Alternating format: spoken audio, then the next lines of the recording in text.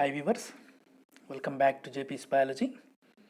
ఈ వీడియోలో మనం వ్యాక్సిన్లు, టీకాలు అంటాం తెలుగులో, వ్యాక్సిన్ల గురించి మరియు వ్యాక్సినేషన్ గురించి తెలుసుకుందాం. ఈ వీడియోలో మొత్తం మనం వ్యాక్సిన్లు, types of vaccines, routes of administration of vaccines, scheme of immunization, periods అంటే ఎంత time periods maintained by immunity due to vaccines, levels of effectiveness, the cold chain, hazard of immunization, వీటి గురించి ఈ వీడియోలో డిస్కస్ చేద్దాం.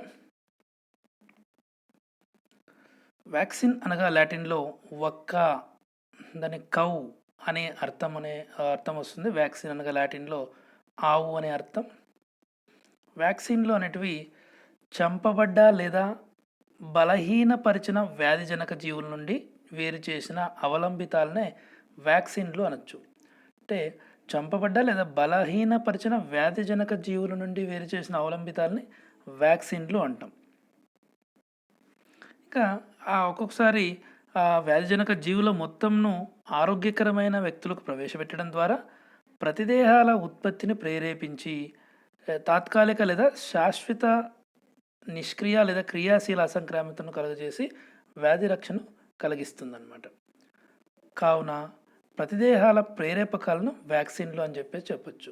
ఒక్కొక్కసారి అంటే జీవుల మొత్తంను ఒక్కొక్కసారి ఆరోగ్యకరమైన వ్యక్తుల్లోకి ప్రవేశపెట్టడం ద్వారా వాళ్ళ ఇమ్యూన్ సిస్టమ్ అనేది రెస్పాండ్ అయ్యి వాటిలో ప్రతిదేహాల ఉత్పత్తి చేయడం ద్వారా వారికి క్రియాశీల అసంక్రామితను లేదా నిష్క్రియ అసంక్రామితను కలుగజేసి వ్యాధి రక్షణను అంటే వ్యాధి నుంచి ప్రొటెక్షన్ కలిగిస్తుంది.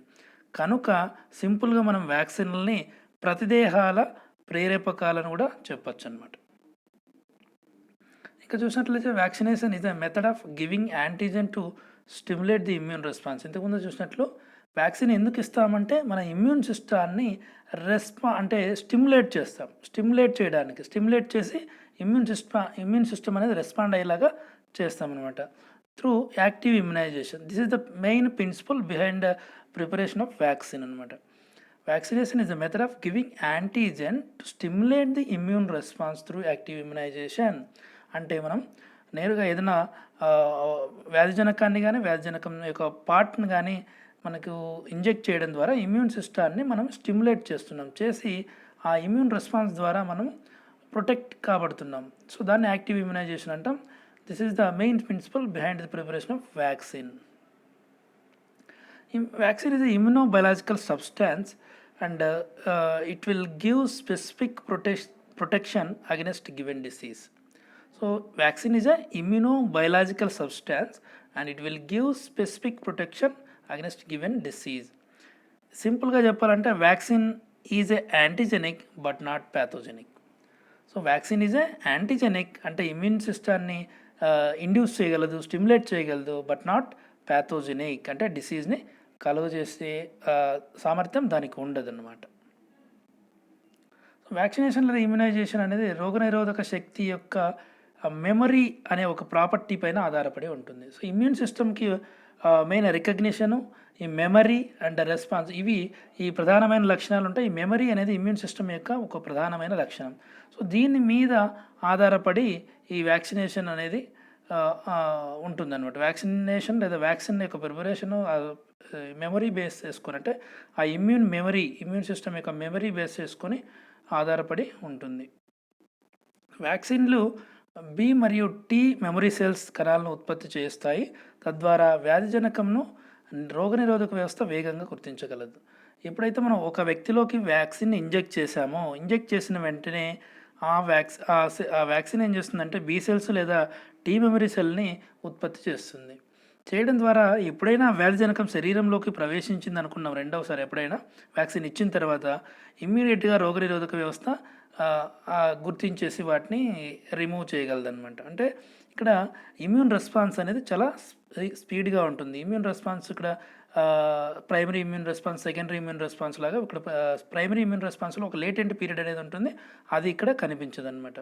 సో సెకండరీ ఇమ్యూన్ రెస్పాన్స్ లాగా ఆల్రెడీ మెమరీ సెల్స్ ఉంటాయి కాబట్టి ఇక్కడ స్పీడ్గా అది పనిచేయగలదు వ్యాక్సిన్ అనేది. వ్యాక్సిన్లకు అతి తక్కువ మోతాదులో ఎప్పుడైతే వ్యాక్సిన్లు అతి తక్కువ మోతాదులో శరీరంలోకి ప్రవేశపెడితే శరీరంలో అసంక్రామిత అంటే వృద్ధి చెంది ఆ వ్యాధికి సంబంధించిన ప్రదేహాలని ఉత్పత్తి చేస్తుంది. అవే ఇందాక చెప్పినట్టు అవే మెమరీ సెల్స్ అన్నమాట. తర్వాత టైప్స్ ఆఫ్ వ్యాక్సిన్ ఏమున్నాయో చూద్దాం. ఇక్కడ 5 టైప్స్ ఇక్కడ నేను క్లాసిఫై చేయడం జరిగింది. Number 1 live vaccines, number 2 attenuated live vaccines, number 3 inactivated killed vaccines, number 4 toxoids, number 5 subunit vaccines లేదా వీటిని రీకాంబినెంట్ వ్యాక్సిన్స్ అని కూడా అంటాం. ఫస్ట్ వన్ చూద్దాం, లైవ్ వ్యాక్సిన్స్ సజీవ టీకాలు. ఇక్కడ live vaccines are made from live infectious agents. అంటే ఇక్కడ ఏదైతే ఆ వ్యాధిజనక జీవి ఉందో నేరుగా దాన్ని లైవ్ కండిషన్లోనే యూజ్ చేసి వ్యాక్సిన్లు ప్రిపేర్ చేస్తే వాటిని లైవ్ వ్యాక్సిన్లు అంటారు, వితౌట్ ఎనీ మాడిఫికేషన్. అంటే ఆ వ్యాధిజనక జీవిని ఎటువంటి మార్పు చెందించకుండా వాటి నుంచి వ్యాక్సిన్ ప్రిపేర్ చేస్తే దాన్ని సజీవ టీకాలు లేదా లైవ్ వ్యాక్సిన్స్ అంటాం. The only live vaccine is variola vaccine అనమాట. Variola this is used for smallpox. ఇది మేడ్ ఆఫ్ లైవ్ వ్యాక్సీనియా అనే ఒక వైరస్ నుంచి తయారు చేస్తారు. ఈ వ్యాక్సీనియా అనేది ఒక కౌపాక్స్ వైరస్. ఇక్కడ వేరియోలా వైరస్ ఉంది, వేరియోలా వైరస్ కాదు. వేరియోలా ఆ పేరు ఎందుకు వచ్చిందంటే వేరియోలా స్మాల్ పాక్స్ వ్యాక్సిన్ అంటాం దాన్ని. కానీ ఇది వేరియోలా వైరస్ నుంచి తయారు చేసింది కాదు, వ్యాక్సీనియా అనే ఒక కౌపాక్స్ వైరస్ నుంచి తయారు చేశారు, which is not pathogenic but antigenic, giving cross immunity for a variola. కనుక this is the only example for live vaccines. ఈ స్మాల్ పాక్స్ అనేది దాదాపు ఇప్పుడు ఎరాడికేట్ అయిపోయింది. స్మాల్ పాక్స్ ఇది లైవ్ వ్యాక్సిన్కి ఒక best example, smallpox vaccine. రెండోది బలహీనపరిచిన సజీవ టీకాలు లైవ్ అటెన్యూయేటెడ్ వ్యాక్సిన్స్. ఇక్కడ ఏం చేస్తారంటే ఆ ప్యాథోజెనిక్ ఆర్గానిజం విర్లెంట్ అయితే దాన్ని అటెన్యూయేట్ చేస్తారు. అటెన్యూయేటెడ్ అంటే ఏమో చూద్దాం. అటెన్యూయేషన్ అంటే ఏం కాదు, ఇన్యాక్టివ్ చేయడం, ఆ ప్యాథోజెనిసిటీని లేదా విరులెంట్ అనే అదిని ఎవిర్లెంట్గా మార్చడం అనమాట. దాన్ని మనం అటెన్యూయేషన్ లేదా అటెన్యూయేషన్ అంటాం. ఎవిర్లెంట్ బట్ యాంటీజెనిక్. ఇక్కడ మనం ఏం చేస్తున్నాం, ఆ ప్యాథోజెనిక్ని బలహీనపరుస్తున్నాం. అంటే వ్యాధిజనక జీవిగా కాకుండా అంటే వ్యాధిజనకతని నశింపజేస్తున్నాం. కానీ ఈ యాంటీజెనిసిటీని మాత్రం మనము నశింపజేయడం లేదు. అందుకే ఈ బలహీనపరిచిన ఈ టీకాలు లేదా బలహీనపరిచిన ఈ ప్యాథోజన్ అనేది it not induce disease but it can act as a antigen. They have lost their capacity to induce full blown disease but retain their immunogenicity. So immunogenicity అంటే అది ఇమ్యూన్ సిస్టమ్ని ప్రేరేపించగలదు, కానీ అది పూర్తిగా దాని డిసీజ్ని కలగజేయదు. సజీవ సూక్ష్మజీవులకు అనేక పద్ధతుల్లో బలహీనపరచడం లేదా వాటి వ్యాధిజనకతను క్షీణింపజేయడం ద్వారా సజీవ టీకాలను వృద్ధిపరుస్తారు. ఇది ఆల్రెడీ చెప్పాం. నెక్స్ట్ వ్యాక్సిన్ల తయారీలో ఇక్కడ చూద్దాం. అటెన్యూయేషన్ అంటే వ్యాక్సిన్ల తయారీలో సూక్ష్మజీవుల వ్యాధికారతను అంటే ప్యాథోజెనిసిటీను నాశనం చేసే ప్రక్రియను లేదా ప్యాథోజెనిసిటీని కిల్ చేసే అంటే ప్యాథోజెనిసిటీని ఇనాక్టివ్ చేసే ఈ ప్రక్రియనే అటెన్యూయేషన్ అంటాం. ఇవి గ్రహీత శరీరంలో అసంక్రామ్య వ్యవస్థను ఉత్తేజపరిచి అన్ని పదార్థాల ప్రభావాన్ని ఎదుర్కొనేందుకు అవసరమైన అసంక్రామ్య అనుక్రియలు ప్రేరేపిస్తాయి. అంటే ఇమ్యూన్ సిస్టాన్ని అవి ప్రేరేపిస్తాయి అని అర్థం. ఉదాహరణకి ఈ లైవ్ అటెన్యూయేటెడ్ వ్యాక్సిన్స్కి ఉదాహరణ మీజిల్స్ వ్యాక్సిన్, గౌదబిల్లలు mumps vaccine, oral polio vaccine OPV అంటాం. తర్వాత క్షయవ్యాధి బీసీజీ వ్యాక్సిన్, క్షయవ్యాధి కంటే టీబీ డిసీజ్కి వాడే వ్యాక్సిన్ బీసీజీ వ్యాక్సిన్. తర్వాత రోటా వైరస్, ఎల్లో ఫీవర్, తర్వాత ట్యాబ్ వ్యాక్సిన్ ఇది టైఫాయిడ్ మరియు parathyroid A and parathyroid B ఈ డిసీజులకి ఇది మిక్స్డ్ వ్యాక్సిన్ అని అంటారు, ట్యాబ్ వ్యాక్సిన్ అనేది. ఈ వ్యాక్సిన్లు మనకి కిల్డ్ వ్యాక్సిన్స్కి ఉదాహరణగా చెప్పొచ్చు, అంటే లైవ్ అటెన్యూయేటెడ్ వ్యాక్సిన్స్కి ఉదాహరణగా చెప్పొచ్చు. ఈ లైవ్ అటెన్యూయేటెడ్ వ్యాక్సిన్స్ ఎప్పుడూ కూడా should not be administer to suppressed immune response. అంటే కొందరు వ్యక్తుల్లో ఈ ఇమ్యూన్ రెస్పాన్స్ అనేది సప్రెస్ అయ్యి ఉంటుంది, సప్రెస్ లేదా క్షీణించి ఉంటుంది. అలా ఇమ్యూనో కాంప్రమైజ్డ్ పర్సన్స్కి ఈ వ్యాక్సిన్స్ని ఇవ్వకూడదు. ఉదాహరణకి ఈ ఇమ్యూన్ సిస్టమ్ లేదా ఈ సప్రెస్డ్ ఇమ్యూన్ రెస్పాన్స్ దీనివల్ల వస్తుంది. లికేమియా అండ్ లింఫోమా ఒక క్యాన్సర్, అదర్ మాలిగ్నెన్స్ అంటే ఇతర క్యాన్సర్ కారకాల వల్ల అంటే క్యాన్సర్ కారణం వల్ల వాళ్ళకి ఇమ్యూన్ సిస్టమ్ అనేది వీకెన్ అయిపోయి ఉంటుంది అనమాట. తర్వాత receiving corticosteroids and anti metabolic agents. కొన్ని డిసీజెస్ వల్ల వాళ్ళు నిరంతరం కార్టికోస్టిరాయిడ్స్ తీసుకుంటున్నారు. అటువంటి వాటిలో ఇమ్యూన్ సిస్టమ్ అనేది వీకెన్ అయి ఉంటుందన్నమాట. తర్వాత రేడియేషన్కి గురైన పేషెంట్స్లో కానీ రేడియేషన్ గురైన వ్యక్తుల్లో కూడా ఇమ్యూన్ సిస్టమ్ అనేది వీక్ అయి ఉంటుంది. కాబట్టి ఇటువంటి సప్రెస్డ్ ఇమ్యూన్ రెస్పాన్స్ ఉన్న వాళ్ళలో ఈ లైవ్ అటెన్యూయేటెడ్ వ్యాక్సిన్ని ఇవ్వకూడదు. ఎందుకు అంటే తర్వాత వాళ్ళు ఒక్కొక్కసారి ఇమ్యూన్ రెస్పాన్స్ పూర్తిగా లేకపోవడం వల్ల ప్రైమరీ అంటే మెమరీ సెల్స్ అనేవి తగినంత ఉత్పత్తి చేయకపోవడం వల్ల అవి తిరిగి ప్యాథోజెనిక్గా మారి వారికి డిసీజ్ కలుగజేసే అవకాశం ఉంటుంది. తర్వాత నిర్జీవ టీకాలు. వీటిని ఇనాక్టివేటెడ్ లేదా కిల్డ్ వ్యాక్సిన్స్ అంటారు. ఇక్కడ ఏం చేసాము, అక్కడ అటెన్యూటెడ్ బలహీనపరిచాము, కానీ ఇక్కడ పూర్తిగా చనిపోయిన సూక్ష్మజీవులతో ఈ టీకాలని తయారు చేస్తారు. ఉష్ణం అంటే హీట్ లేదా నిర్దిష్టమైన యాంటీసెప్టిక్ చర్యలకు గురి చేసి వాటిని చంపడం ద్వారా సూక్ష్మజీవుల వ్యాధి తీవ్రతను విర్లెన్స్ను చాలా వరకు తగ్గిస్తారు. వీటినే నిర్జీవ టీకాలు లేదా ఇనాక్టివేటెడ్ కిల్డ్ వ్యాక్సిన్స్ అంటారు. సజీవ టీకాలతో పోలిస్తే ఇవి తక్కువ ప్రభావంతో ఉండడమే కాకుండా వ్యాధి వల్ల పొందిన అసంక్రామ్యత కూడా తక్కువ కాలం మాత్రమే ఉంటుంది. వీటిని ఫీనాల్లో కానీ ఆల్కహాల్లో కానీ నిల్వ ఉంచుతారు. తర్వాత ఉదాహరణకు చూసినట్లయితే ఇనాక్టివేటెడ్ కిల్డ్ వ్యాక్సిన్స్కి ఆంథ్రాక్స్, కలరా, రూబెల్లా, హోల్ సెల్ పెర్టుసిస్, దీన్ని WPచే చూస్తారు. హోల్ సెల్ పెర్టుసిస్ అంటే కోరింత దగ్గు. తర్వాత ఇన్ఫ్లుయెంజా బి, తర్వాత పోలియో అంటే ఇక్కడ ఐపీవీ ఇనాక్టివేటెడ్ పోలియో వ్యాక్సిన్, దీన్ని శాక్ పోలియో వ్యాక్సిన్ అంటారు. ఇంతకుముందు ఓపీవీని శాబిన్ వ్యాక్సిన్ అంటారు. ఓరల్ పోలియో వ్యాక్సిన్ని ఓపీవీ. ఇక అది పోలియో వ్యాక్సిన్ అనేది ఇనాక్టివేటెడ్ అంటే అటెన్యూయేటెడ్ వ్యాక్సిన్. ఇది కిల్డ్ వ్యాక్సిన్. ఇది ఐపీ వ్యాక్సిన్ అనేది కిల్డ్ వ్యాక్సిన్. క్షయవ్యాధిలో నివారించే ఇందాక BCG బ్యాసిల్లస్ కాల్మైట్ గురైన్, ఇది కూడా దీనికి ఉదాహరణగా చెప్పచ్చు. తర్వాత టాక్సాయిడ్స్ అంటే వ్యాధిజనక జీవి ఉత్పత్తి చేసే టాక్సిన్ యొక్క ఇమ్యునోజెనిసిటీని క్రియారహితం చేస్తారు. అంటే వ్యాధిజనక జీవి ఉత్పత్తి చేసే టాక్సిన్ యొక్క ఇమ్యునోజెనిసిటీని ఇక్కడ క్రియారహితం చేయడం జరుగుతుంది. అంటే మొత్తం జీవిని కాకుండా ఆ జీవి ఉత్పత్తి చేసే టాక్సిన్స్ని ఇక్కడ ఇనాక్టివేట్ లేదా క్రియారహితం చేయడం జరుగుతుంది. These are prepared by detoxifying the exotoxins of the some bacteria rendering them antigenic but not pathogenic. ఇలా చేయడం ద్వారా అవి యాంటీజెనిక్ నేచర్ని కలిగి ఉంటాయి కానీ ప్యాథోజెనిక్గా ఉండవు. సో ఈ విధంగా ఆ బ్యాక్టీరియా ఉత్పత్తి చేసే ఎగ్జోటాక్సిన్స్ని టార్గెట్ చేసుకుని వాటిని క్రియారహితం లేదా ఇన్యాక్టివ్ చేయడం జరుగుతుంది. అటువంటి వ్యాక్సిన్లే టాక్సాయిడ్స్ అంటాం. వీటికి ఈ వ్యాక్సిన్లతో పాటు కొన్ని అడ్జువెంట్స్ని కలిపి ఇస్తుంటారు. ఉదాహరణకి alum precipitation is use to increase the potency of vaccine, అంటే ఆ వ్యాక్సిన్ యొక్క సామర్థ్యాన్ని పెంచడం కోసం, సో ఆ వ్యాక్సిన్ యొక్క ఇమ్యునోజెన్సిటీని ఆ యొక్క పొటెన్సీని పెంచడం కోసము వీటికి అడ్జువెంట్ని కలుపుతుంటారనమాట. The antibodies produces in the body as a consequence of toxide administration neutralizes toxicity might produced during the infection rather than act upon the organism itself. ఇవేం జరుగుతుంది, మనం ఈ యాంటీబాడీస్ ఎప్పుడైతే మనం ఇన్యాక్టివేట్ చేసామో ఆ టాక్సిన్ చేసి మనం ప్రొడ్యూస్ చేసిన యాంటీబాడీస్ ఏం చేస్తాయంటే ఆ టాక్సైడ్ అడ్మినిస్ట్రేషన్ చేసినప్పుడు ఆ టాక్సిసిని అంటే మొత్తం ఆ ఓన్లీ ఆ టాక్సిక్ మెటీరియల్ మాత్రమే అది ఏం చేస్తుంది, నిర్వీర్యం చేస్తుంది, rather than acting upon whole organism అనమాట. సో మొత్తం జీవి మీద పనిచేయకుండా ఆ జీవి ఉత్పత్తి చేసే టాక్సిన్లు మాత్రమే అది క్రియారహితం చేయడం జరుగుతుంది ఈ వ్యాక్సిన్లో, toxoid వ్యాక్సిన్లో. టాక్సైడ్స్ are highly ఎఫిషియస్ and safe ఇమ్యునైజింగ్ agents.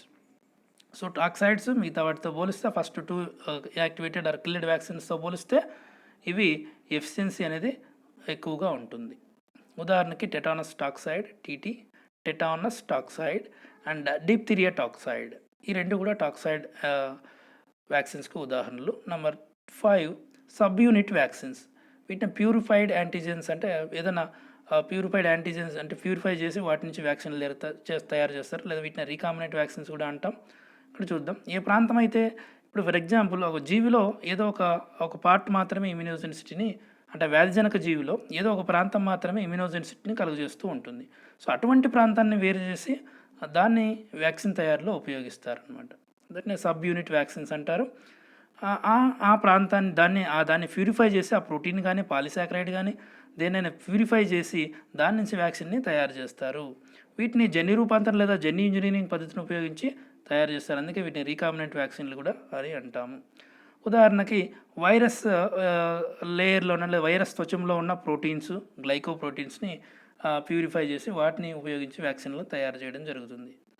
ఉదాహరణకి hepatitis B vaccine, haemophilus influenza B virus B vaccine, acellular pertussis కోరింత దగ్గులో అక్కడ హోల్సెల్ పెర్టుసిస్ చూసాం, ఇక్కడ అసెల్యులార్ పెర్టుసిస్ దీనికి కూడా ఈ సబ్ యూనిట్ వ్యాక్సిన్ అనేది తయారు చేస్తారు.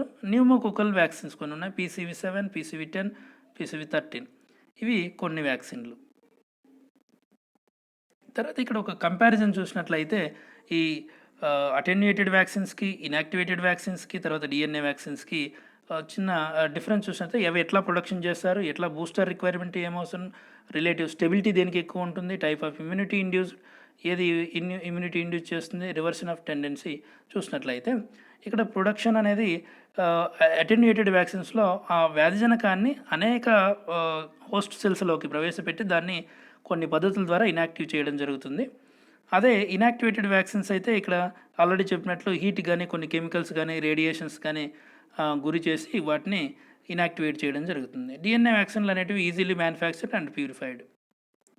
బూస్టర్ రిక్వైర్మెంట్ చూసినట్లయితే అటెన్యూయేటెడ్ వ్యాక్సిన్స్కి generally requires only single booster attenuated వ్యాక్సిన్స్కి. తర్వాత ఇనాక్టివేటెడ్ వ్యాక్సిన్స్కి అయితే రిక్వైర్స్ మల్టిపుల్ బూస్టర్స్, ఎందుకంటే అది పూర్తిగా ఇనాక్టివేట్ ఉంటుంది, అది ఎక్కువ రోజులు ఇమ్యూన్ రెస్పాన్స్ని కలగజేయలేదు కనుక ఇక్కడ బూస్టర్స్ అనేది అవసరం, అంటే బూస్టర్ డోసెస్ అనేవి అవసరం. కానీ ఇక్కడ DNA వ్యాక్సిన్స్ అలా కాదు, సింగిల్ ఇంజెక్షన్ ఈజ్ సఫిషియంట్ అనమాట. తర్వాత స్టెబిలిటీ చూసినట్లయితే అటెన్యూయేటెడ్ వ్యాక్సిన్స్ అనేటివి లెస్ స్టేబుల్గా ఉంటాయి, ఇవి more stable inactivated vaccine.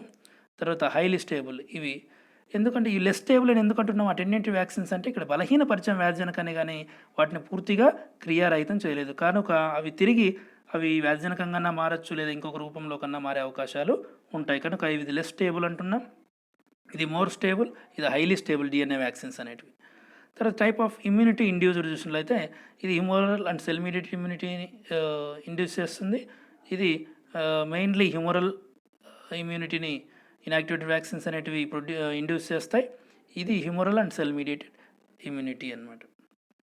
Reversing tendency చూసినట్లయితే may revert to virulent form. అందుకు చెప్పినట్లు అటెన్యూయేటెడ్ వ్యాక్సిన్స్ అనేటివి సమ్ టైమ్స్ ఆ వ్యాక్సిన్స్ అనేటివి విర్లెంట్గా మారే అవకాశం ఉంటుంది, ఎందుకంటే బలహీనపరిచాము, కొన్ని సందర్భాల్లో అవి తిరిగి రివర్ట్ అయ్యే అవకాశం ఉంటుంది. ఇనాక్టివేటెడ్ అసలు ఆ ఛాన్స్ ఉండదు అనమాట, వాటిని చంపేసి ఉంటాం కాబట్టి కిల్డ్ వ్యాక్సిన్స్ కనుక cannot revert to virulent form. This is also DNA vaccines కూడా విర్లెంట్ ఫామ్కి వచ్చే అవకాశం లేదు. ఇవి tables live vaccines, live attenuated vaccines, killed vaccines, toxoids, cellular fraction vaccines, recombinant వ్యాక్సిన్స్కి కొన్ని ఉదాహరణలు ఈ టేబుల్లో మనం చూడొచ్చు. ఇక రీకాంబినెంట్ వ్యాక్సిన్స్కి హెపటైటిస్ బి వ్యాక్సిన్ చూస్తున్నాం, సెల్యులర్ ఫ్రాక్షన్స్కి meningococcal polysaccharide vaccine, pneumococcal polysaccharide vaccine, hepatitis B polypeptide vaccine. So ఇక్కడ ఇది మనం ఇక్కడ ఇంతకుముందు 5th క్లాసిఫికేషన్లో చెప్పినప్పుడు సబ్ యూనిట్ వ్యాక్సిన్ లేదా రీకాంబినెంట్ వ్యాక్సిన్ అని చెప్పి రెండు కలిపి చెప్పడం జరిగింది. మిగిలిన టాక్సైడ్ చూసినట్లయితే డిప్తీరియా, టెటానస్ టాక్సైడ్ వ్యాక్సిన్స్, ఇక కిల్డ్ ఇనాక్టివేటెడ్ వ్యాక్సిన్స్లో ఇవి ఉదాహరణలుగా రావడం జరుగుతుంది. ఇవి ఉదాహరణలు, ఈ టేబుల్ మనం చూసి తెలుసుకోవచ్చు. తర్వాత రూట్ ఆఫ్ అడ్మినిస్ట్రేషన్, వ్యాక్సిన్స్ని ఏ పద్ధతుల్లో ఇంజెక్ట్ చేయడం జరుగుతుంది చూసినట్లయితే మనందరికీ తెలుసు, deep subcutaneous or intramuscular route. Most vaccines అనేది అన్నీ కూడా ఈ పద్ధతిలో ఇస్తారు, డీప్ సబ్క్యూటేనియస్ ఆర్ ఇంట్రామస్కులర్, ఇట్లా మస్సుల్లోకి ఇంజెక్ట్ చేయడం. సాధారణమైన మనం నీడిల్స్ చూస్తుంటాం ఇంజెక్ట్ చేయడం, దీన్ని ఇంట్రామస్కులర్ పద్ధతి అంటాం. తర్వాత ఓరల్ రూట్, ఇంకందరికీ తెలుసు Sabin vaccine, oral BCG vaccine ఇవన్నీ నోటి ద్వారా ఇస్తారు, దీన్ని ఓరల్ రూట్ అంటాం. అదేవిధంగా intradermal route, BCG vaccine intradermal ఇస్తారు. నెక్స్ట్ డయాగ్రామ్ చూస్తాం ఇంట్రాడెర్మల్ అంటే ఏమనేది. స్కారిఫికేషన్, స్మాల్ పాక్స్ వ్యాక్సిన్ అనేది స్కారిఫికేషన్, ఇక్కడ చూసినట్లయితే పిక్చర్లో ఇట్లా స్కార్స్ ఒక రకమైన గాయంలాగా చేసి స్కార్ చేసి వాటిని దాంట్లోకి వ్యాక్సిన్ ఇవ్వడం జరుగుతుంది, స్కారిఫికేషన్ స్మాల్ పాక్స్ వ్యాక్సిన్ అనేది. తర్వాత ఇంట్రానాసల్ రూట్ అంటే ముక్కుల ద్వారా, నాసికారంధ్రాల ద్వారా ఈ వ్యాక్సిన్ని ఇవ్వడం జరుగుతుంది, ఇన్ఫ్లుయెంజా వ్యాక్సిన్ని. ఇక్కడ చూసినట్లయితే మనకి ఇంట్రామస్కులర్ చూడండి, ఇంజెక్షన్ ఆ నీడిల్ అనేది మజిల్లో లోపల వరకు చొచ్చుకొని పోతుంది. 90 డిగ్రీస్ యాంగిల్లో దాన్ని ఇంజెక్ట్ చేయడం జరుగుతుంది. అంటే ఆ సిరంజ్ని లేదా నీడిల్ని 90 డిగ్రీస్లో కూర్చోడం జరుగుతుంది. సబ్క్యూటీనియస్ చూసినట్లయితే అది కూడా డీప్, అంటే మజిల్లో కాకుండా దానిపైన సబ్క్యూటీనియస్ టిష్యూ ఉంటుంది, అక్కడ వరకు పెనిట్రేట్ చేయడం జరుగుతుంది. ఇంట్రావీనస్ 25 డిగ్రీస్ యాంగిల్లో నీడిల్ లేదా సిరంజ్ని ఉంచడం జరుగుతుంది. ఇక్కడ వీన్, ఇంట్రావీనస్ అంటే సిరల్లోకి, మనం అందరూ చూస్తుంటాం ఐవి క్యాన్యులా ఇస్తుంటారు, అవి వీన్లోకి ఇంజెక్ట్ చేయడం అన్నమాట. తర్వాత ఇంట్రాడెర్మల్ చూసినట్లయితే పైన వీన్కి పైననే ఆ డెర్మల్ రీజన్, డెర్మిస్ ప్రాంతం వరకు మాత్రమే చూస్తారు. ఈ పిక్చర్లో మనం చూస్తూ ఇంట్రాడెర్మల్ అంటే ఏమనేది క్లియర్గా, ఇది ఇంట్రాడెర్మల్. ఇక్కడ స్కిన్ కింద డెర్మిస్ రీజన్స్లోకి, ఎపిడెర్మిస్ కింద డెర్మిస్ ఉంటుంది, ఆ డెర్మిస్ రీజన్లోకి ఇవ్వడం జరుగుతుంది. సబ్క్యూటేనియస్ లేయర్ చూడండి, కొంచెం డీప్గా ఉంది, మజిల్ పైన ఉంటుంది సబ్క్యూటేనియస్. ఇక్కడ వరకు ఇది సబ్క్యూటేనియస్, ఇక్కడ చూడొచ్చు. ఈ సబ్క్యూటేనియస్ రీజన్లోకి ఇంజెక్ట్ చేస్తుంటారు కొన్ని. ఈ విధంగా different kind of routes of administration ఇస్తుంటారు అన్నమాట వ్యాక్సిన్స్ని. Scheme of immunisation, primary vaccines ఉంటుంది, 1 dose vaccines, BCG, variola, measles, mumps, rubella and yellow fever. ఇవి ఎర్లీ స్టేజ్లో ఇన్ఫాంట్స్కి ఇచ్చే వాటిని ప్రైమరీ వ్యాక్సినేషన్ అంటాం. మల్టిపుల్ డోస్ వ్యాక్సిన్స్, ఉదాహరణకి పోలియో, డిపిటీ, హెపటైటిస్ బి, ఇవి మల్టిపుల్ డోసెస్ అవసరం కొన్ని సందర్భాల్లో పిల్లలకి. మిగతా ఇవి సింగిల్ డోస్ లేదా 1 డోస్ వ్యాక్సిన్స్. తర్వాత మనకి booster vaccination to maintain immunity level after it declines after some time has elapsed. ఉదాహరణకి డిటి మరియు MMR action, diphtheria toxoid vaccine, తర్వాత MMR, measles, mumps and rubella vaccines, ఇవి బూస్టర్ వ్యాక్సినేషన్లో ఇవి ఇస్తూ ఉంటారు అన్నమాట.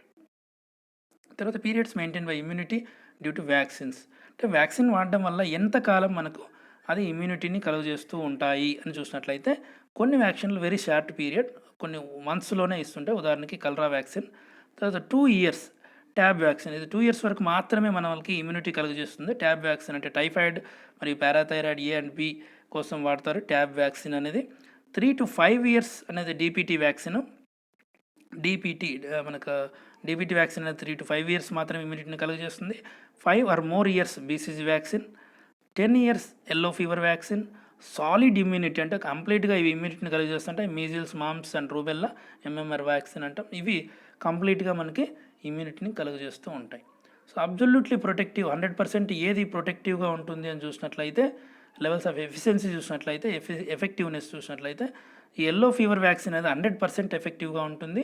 ఆల్మోస్ట్ అబ్జల్యూట్లీ ప్రొటెక్టివ్ 99% చూసినట్లయితే variola, measles, mumps, rubella vaccines అనేటివి, డిప్తీరియా అండ్ టెటానస్ టాక్సైడ్స్ అనేటివి 99% ఎఫెక్టివ్గా పనిచేస్తాయి. Highly protective 80 to 95% polio, BCG, hepatitis B and pertussis vaccines. Moderately protective 40 to 60% మాత్రమే. ఇది ఉదాహరణకి TAB vaccine, cholera vaccine and influenza killed vaccine. ఇవి 40 to 60% మాత్రమే ప్రొటెక్టివ్గా ఉంటాయి. తర్వాత కోల్డ్ చైన్ అంటే ఏమి? కోల్డ్ చైన్ అంటే ఏం కాదు, వ్యాక్సిన్లు ఉత్పత్తి చేసి వాటి storage and transport of vaccine at లో టెంపరేచర్, అంటే తక్కువ ఉష్ణోగ్రతల వద్ద వాటిని నిల్వ ఉంచడము, వాటిని రవాణా చెందించేదాన్నే కోల్డ్ చైన్ ట్రాన్స్పోర్ట్ అంటాం. ఈ కోల్డ్ చైన్ మెథడ్ అనేది చాలా ఇంపార్టెంట్, ఎందుకంటే వన్స్ అవి మనం ట్రాన్స్పోర్ట్ చేయడంలో ఏమైనా తక్కువ ఉష్ణోగ్రతల ఫెయిల్యూర్ జరిగిందనుకోండి, టోటల్ వ్యాక్సిన్స్ అనేవి ఫెయిల్యూర్ కావడం జరుగుతుంది. కనుక it is very important and very necessary to transport under లో టెంపరేచర్స్ అన్నమాట. That is cold chain system. ఇది చూడండి, polio vaccine is most sensitive to heat. Polio vaccine అనేది చాలా సెన్సిటివ్ టు హీట్. టెంపరేచర్ పెరిగిందంటే అది ఇనాక్టివ్ కావడం అయ్యే అవకాశం ఉంటుంది పోలియో వ్యాక్సిన్ అనేది. కనుక ఎప్పుడు కూడా పోలియో వ్యాక్సిన్ -20 degrees సెంటిగ్రేడ్ వద్ద స్టోర్ చేయాలన్నమాట. Vaccines which must stored in the freezer compartment are polio and measles. Measles and polio వ్యాక్సిన్స్ని ఫ్రీజర్స్లో స్టోర్ చేయాల్సి ఉంటుంది. Vaccines which must be stored in the cold part but never allowed to freeze, అంటే cold ప్రాంతంలో ఉంచాలి కానీ but not allowed to freeze. అంటే ఉదాహరణకి typhoid, DPT, tetanus toxoid, DT and BCG and ఈ డైల్యూటెంట్స్ని మనం ఖచ్చితంగా కోల్డ్ పార్ట్లో ఉంచాలి కానీ ఫ్రీజింగ్లో అలౌ చేయకూడదు, ఫ్రీజర్లో పెట్టకూడదు అనమాట. హజార్డ్ ఆఫ్ ఇమ్యునైజేషన్ చూసినట్లయితే, అంటే ఇమ్యూన్ సిస్టమ్ ఆల్వేస్ మనకి చూడండి, no immune response is entirely free from risk. తప్పకుండా మనకి రిస్క్ లేకుండా అనేది ఉండదన్నమాట వ్యాక్సిన్లు తీసుకోవడం ద్వారా.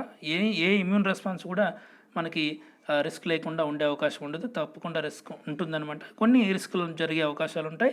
రియాక్షన్స్ ఇన్హెరెంట్ టు ఇనాకులేషన్స్ అంటే మనకి ఇచ్చిన వెంటనే అక్కడ లోకల్గా మనకి కొన్ని రియాక్షన్స్ రావచ్చు అక్కడ. సో అలాంటి ఒక అంటే సరిగా ఇవ్వకపోవడం ద్వారా ఆ రూట్ ఆఫ్ అడ్మినిస్ట్రేషన్ కానీ లేదా వ్యాక్సిన్లో పొరపాట్లు ఏమన్నా ఉన్నా కూడా కొన్ని రియాక్షన్స్ వచ్చే అవకాశం ఉంటుంది. Reactions due to faulty techniques అంటే ఓవర్ డోస్ ఇవ్వడం కానీ, తర్వాత తక్కువ డోసు ఇవ్వడం కానీ, ఇలాంటి వాటి వల్ల కూడా మనకి ఈ హజార్డ్స్ లేదా కొన్ని ప్రమాదాలు జరిగే అవకాశం ఉంటుంది. Reactions due to hyper sensitivity మన ఇమ్యూన్ సిస్టమ్ ఒక్కొక్కసారి వాటికి హైపర్ యాక్టివ్గా చేయడం ద్వారా కొన్ని డిసీజెస్ కలిగే అవకాశం ఉంటుంది, కొన్ని కాంప్లికేషన్స్ జరిగి వచ్చే అవకాశం ఉంటుంది. అదేవిధంగా న్యూరలాజికల్ ఇన్వాల్వ్మెంట్ వల్ల కూడా కొన్ని మనకు సమస్యలు వస్తాయి. అదేవిధంగా అంటే ప్రోవోకేటివ్ రియాక్షన్స్ ఒక్కొక్కసారి అవి ప్రొవోకేట్ చేయొచ్చు మన ఇమ్యూన్ సిస్టమ్ని. సో ఆ విధంగా కూడా కొన్ని కాంప్లికేషన్స్ వస్తాయి. అండ్ ఇతర కొన్ని కారణాల వల్ల కూడా కొన్ని ప్రమాదాలు జరిగే అవకాశం ఉంటుంది వ్యాక్సినేషన్ వల్ల. Thank you for watching this video. Please like, share, comment and subscribe. Please click on bell button for get more notification from my channel.